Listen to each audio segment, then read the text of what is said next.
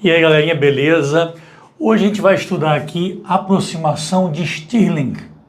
Lembrando, eu estou seguindo a sequência desse livro que eu gosto muito, Shroudar, dessa vez a seção 2.4. Antes, vamos retomar algumas ideias de vídeos anteriores. Primeiro, a gente discutiu dois sólidos de Einstein interagindo, tá? Com algumas centenas de osciladores. Isso é importante. Bom, a gente descobriu, né, através de alguns cálculos, que alguns macroestados são mais prováveis do que outros.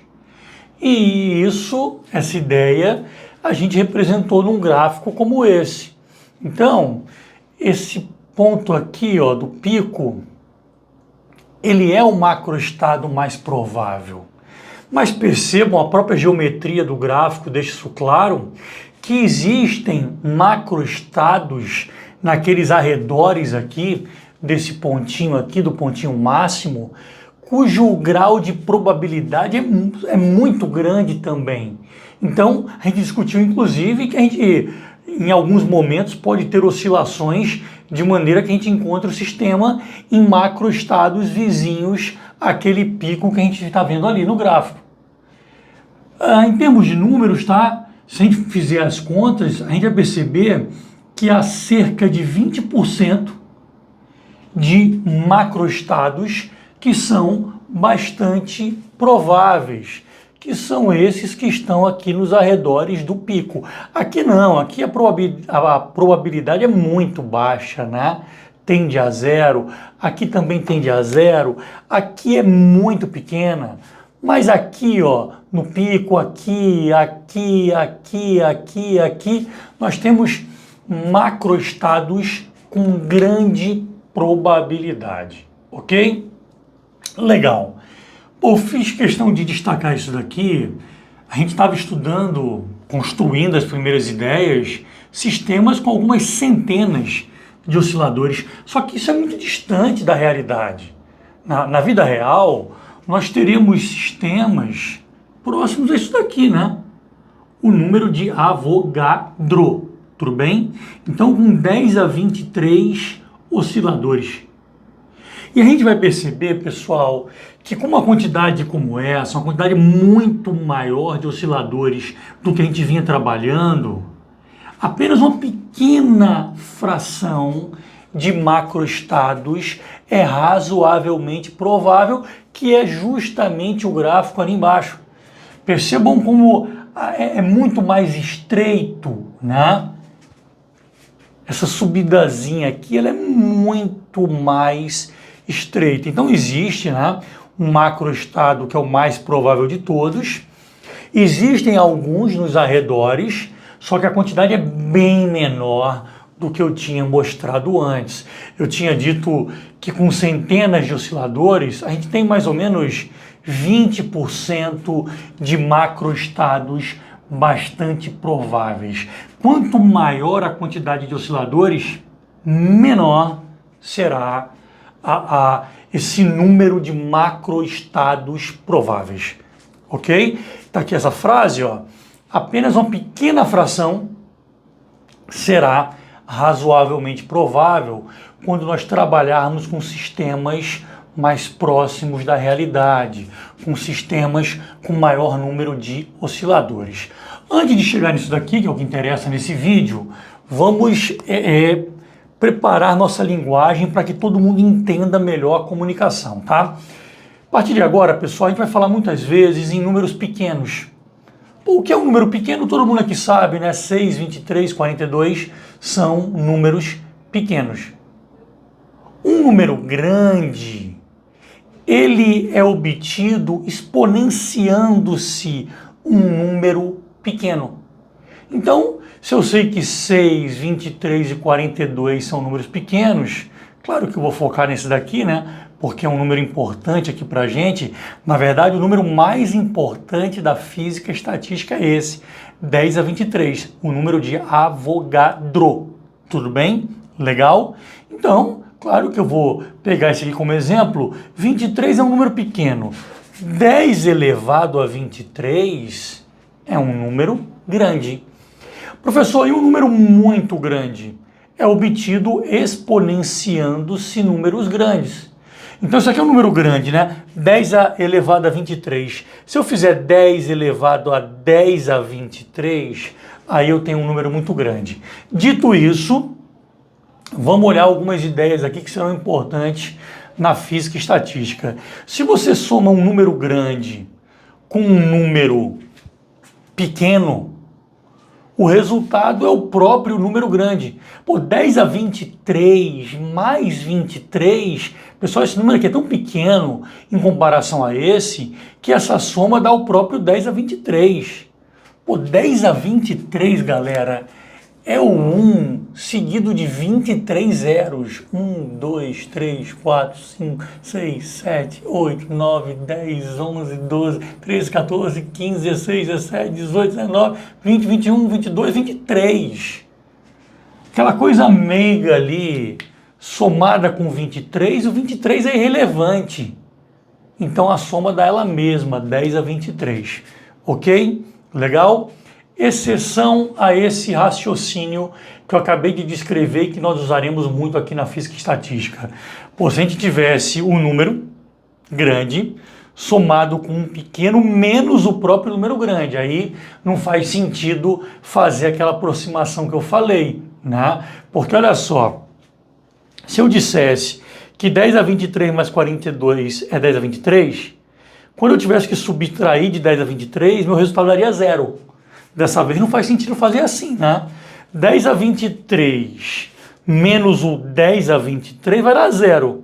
Então esse resultado aqui, a resposta melhor para ele é 42. Tudo bem?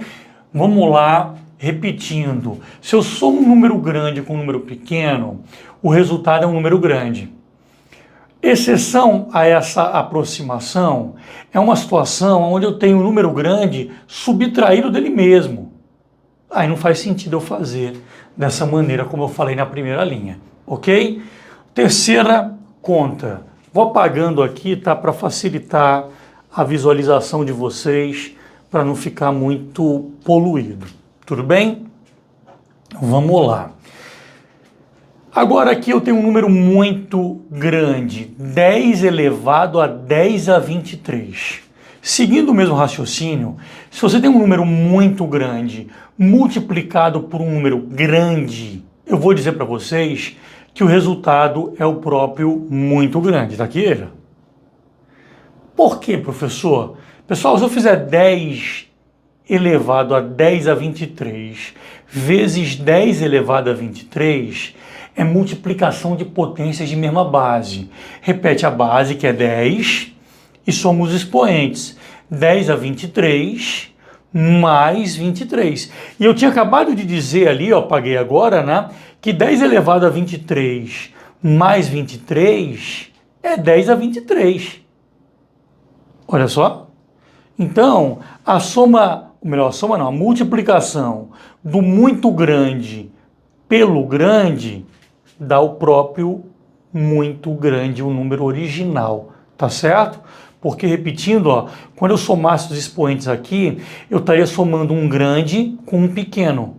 Então, eu desprezaria o pequeno, o resultado daria 10 elevado a 10 a 23, que era o próprio número muito grande do início. Pessoal, de novo, tem uma exceção a esse raciocínio.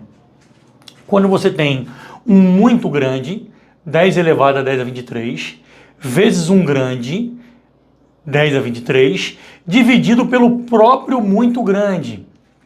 Aí, se eu fosse seguir o raciocínio aqui de cima, o muito grande vezes o grande dá um muito grande. Pô, ia ficar um muito grande pelo muito grande, eu ia dizer que a resposta é 1. Essa resposta, essa aproximação seria horrível nesse caso, né? Já que está dividindo por ele mesmo, então é melhor pegar o muito grande pelo muito grande dá 1, e a resposta aqui daria 10 a 23, ok? Então é uma exceção à ideia que eu expliquei acima. Pô, uma ferramenta muito importante quando a gente trabalha com esses números enormes, que nós trabalharemos aqui na física e estatística, é usar log. O log, ele reduz o número. E é isso que eu vou explicar na próxima, eu ia falar na próxima tela, né, mas é o próximo quadro, ok? Só um minutinho que eu já volto. Então vamos lá, galerinha, continuando, tá? Pô, todo mundo já sabe que 10 a 23 é um número grande, porque foi obtido fazendo uma exponencial de um número pequeno. 23 é o pequeno, 10 a 23 é um número grande.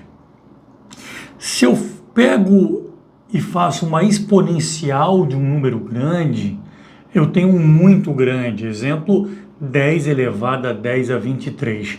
Como eu dizia na primeira parte do vídeo, uma ferramenta útil para se trabalhar com números muito grandes é o log. Vamos fazer uma revisão rápida de coisas que eu já usei, inclusive, em vídeos anteriores, né? Eu tenho aqui o log de A elevado a B. Eu posso pegar esse expoente aqui, ó, e passar ele multiplicando, descer ele multiplicando. Fica B vezes o log de A. Então, eu tenho aqui um número muito grande. Ruim, né, de trabalhar com 10 elevado a 10 elevado a 23. Então, eu posso usar um log. Por exemplo, log de 10 elevado a 10 a 23. Eu posso pegar esse expoente aqui, descer ele multiplicando, tá aqui, ó, 10 a 23 vezes o log de 10. E aí facilita muito a minha vida, né? Log de 10 na base de 10 é 1. Então, isso aqui resulta em 10 a 23.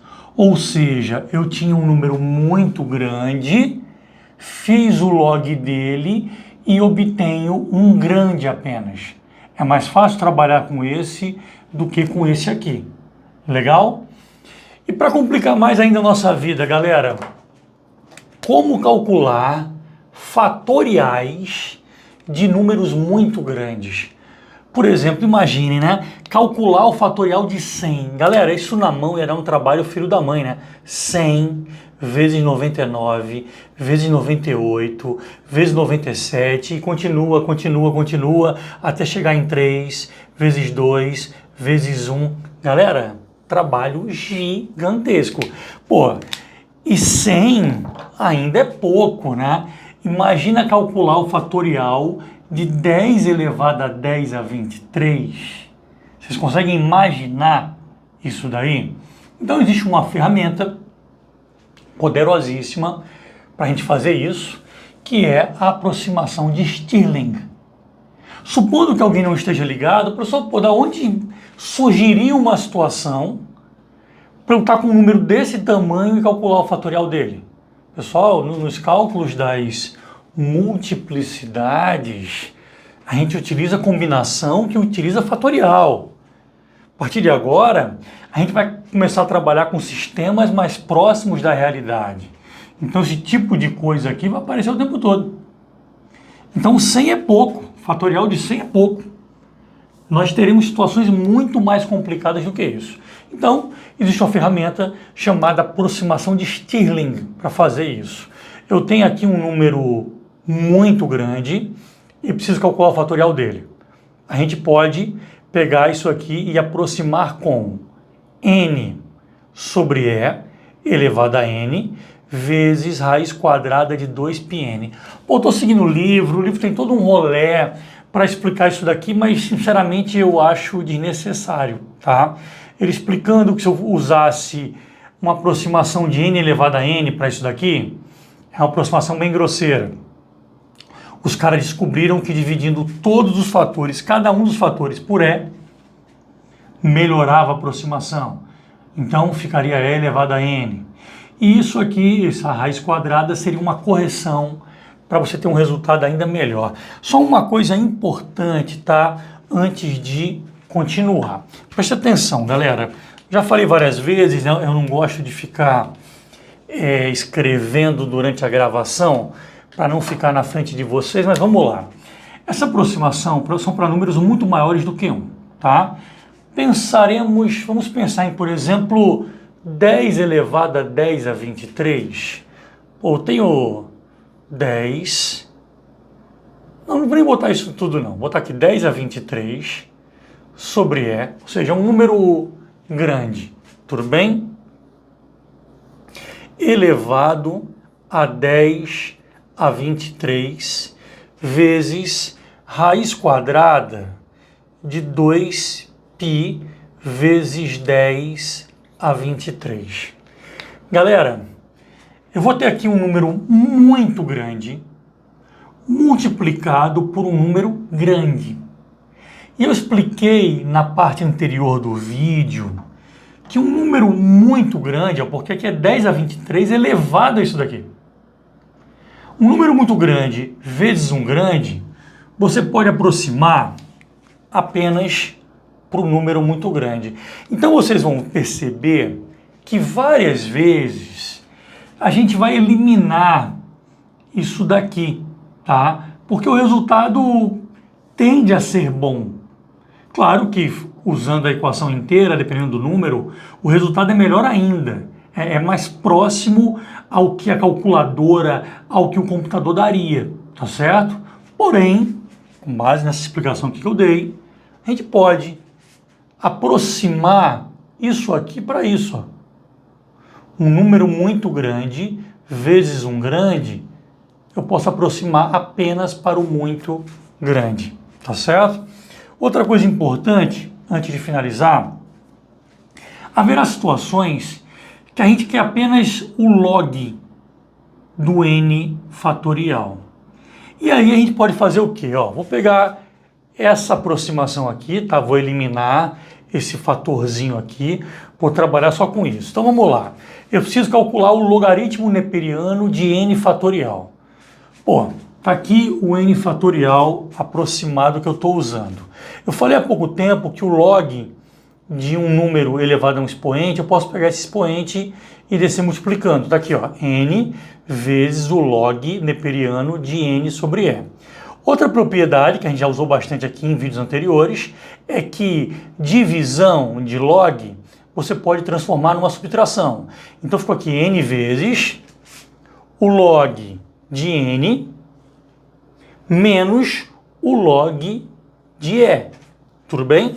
Pessoal, o log neperiano de e, na verdade é o log de e na base e, né? Não está escrito aqui, mas a base é e. Todo mundo sabe disso, que dá 1. Então ficou aqui n log de n, aqui deu 1, n vezes menos 1 deu menos n. Então, quando a gente quiser só o log, a gente pode usar direto essa relação aqui, que vai dar um resultado muito bom, ok? Para finalizar, no livro existe uma tabelinha mostrando como essa aproximação é boa, tá? Mesmo quando o número não é muito grande. Pô, 10 não é um número muito grande, né? 10 fatorial, com certeza vocês fizeram até no ensino médio. Mas tudo bem, se eu pegasse essa aproximação aqui, tá? Ó, equação A, completinha, para calcular o log de 10, se eu botasse aqui 10 sobre e elevado a 10 vezes raiz quadrada de 2π vezes 10. Pessoal, dá um erro de apenas 0,83%. Se eu pegar um número maior, como 100, o erro dá menor ainda, tá? Se você fizer essa conta aqui e comparar com um valor de 10 fatorial de uma calculadora de um computador ou de 100 fatorial, cara, o erro é muito pequeno. Aqui nessa última coluna, eu coloquei o erro para o cálculo do log, tá?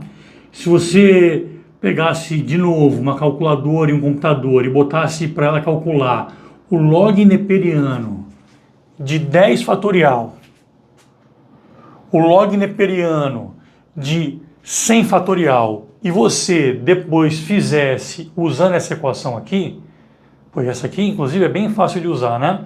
Usando essa daqui, olha só o erro, ó.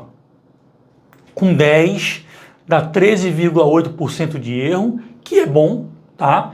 E com 100, que já é um número maior, daria 0,89. Aí é maravilhoso, ok? Galera, espero que vocês tenham gostado. Se gostaram e querem que a gente grave mais vídeos nessa linha para ajudar vocês, deixa o like, compartilha, comenta para que esse projeto cresça e ajude a mais pessoas como você que está assistindo aí. Belezinha? Até a próxima. See you later.